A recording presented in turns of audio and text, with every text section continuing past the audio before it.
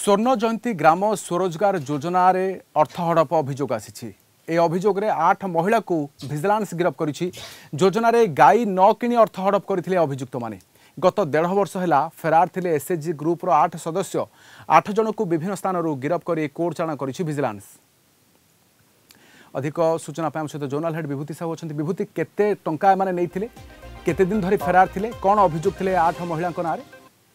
देखंतु देखिए ये 8 जन महिला को गिरफ करा जायछि एवं स्वर्ण जयंती ग्राम्य स्वरोजगार योजन ए महिला मान को गिरफ करा जायछि जो माने होचंती मानी दास, प्रभाती दास, प्रमिला दास, लिली दास, छबिलता दास एवं हेमा दास और शांतिलता परिडा, ममता परिडा।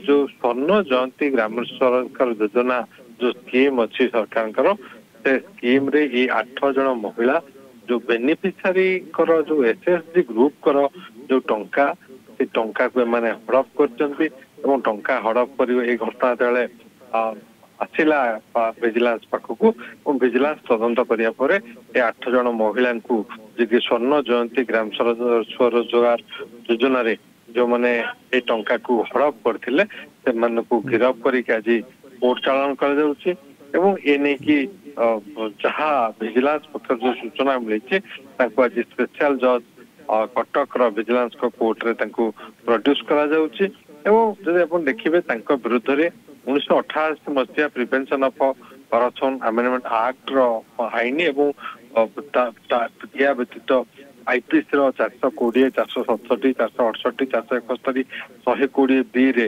मामला रुजु होई एवं तांको गिरफ करा जायछि एवं या ए मानकर अन्य कौन कौन संपृक्ति रही ये तदंत जारी रही।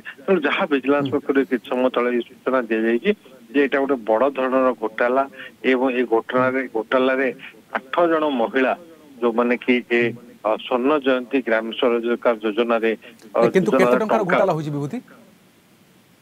ये केते टंकार प्राय घोटाला होछि? लक्षाधिक टंकार ये घोटाला एवं ये घोटाला गोटे स्पेशल टीम तदंत करिछि।